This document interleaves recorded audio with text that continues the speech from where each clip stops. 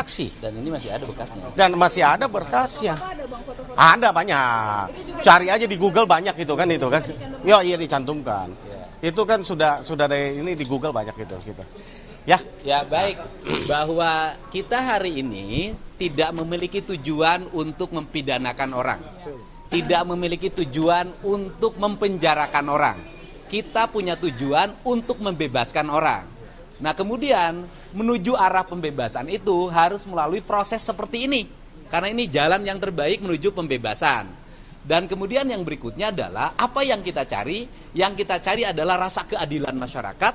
Yang bersalah harus dinyatakan bersalah dan yang tidak bersalah harus dibebaskan.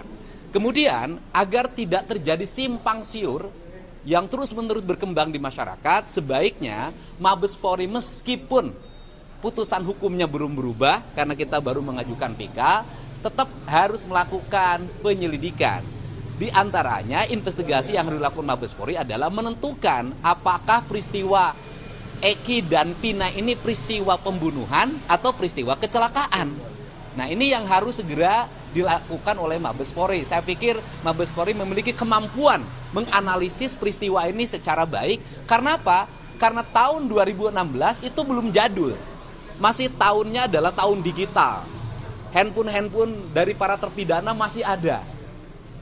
Itu kan tinggal handphonenya dinyalakan, kemudian dibuka handphonenya, itu akan terbuka kelihatan percakapannya, posisi para terpidana di mana, sehingga kita tidak cocok logi berdasarkan sains. Kemudian yang berikutnya juga saya meminta agar CCTV-nya juga dibuka.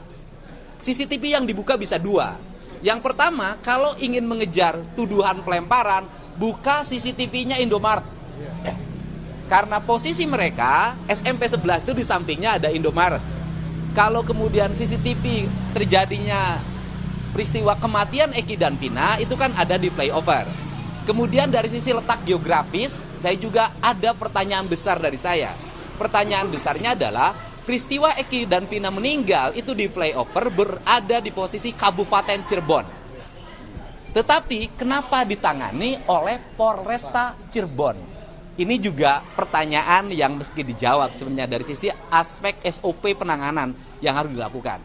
Itu saja pernyataan dari kami. Semoga pelaporan ini adalah pelaporan yang akan segera ditindaklanjuti. Dan hari ini Bareskrim Mabes Polri menjawab keraguan publik. Apakah Pak Rudiana bisa dilaporkan? Apakah pelaporannya akan diterima?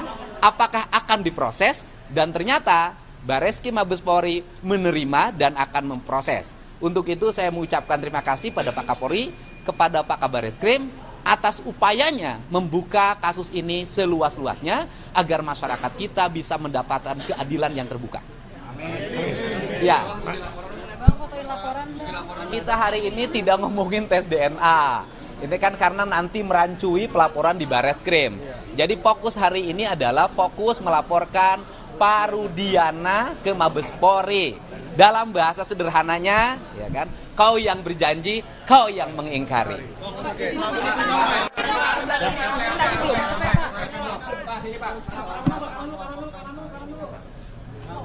Ancamannya berapa tahun, Pak?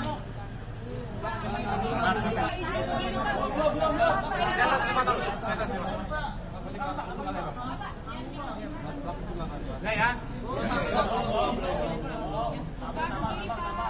Ini kalau PK itu berjalan beriringan atau ini pun selesai? Kanan Pak.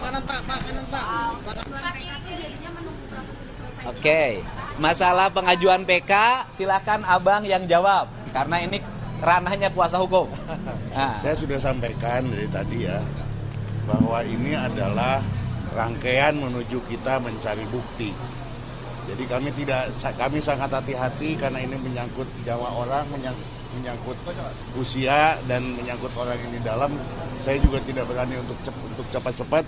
Kami akan mengumpulkan bukti itu selengkap-lengkapnya demi untuk kebebasan para terpidana yang dalam.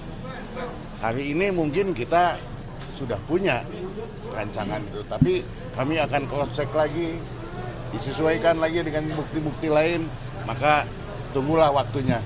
Saya kira tidak akan waktu lama kita akan mengajukan ini.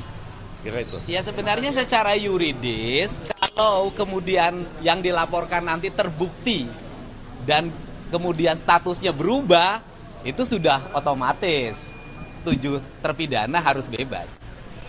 Oke ya, makasih ya. Ya, teman-teman ya. Hah?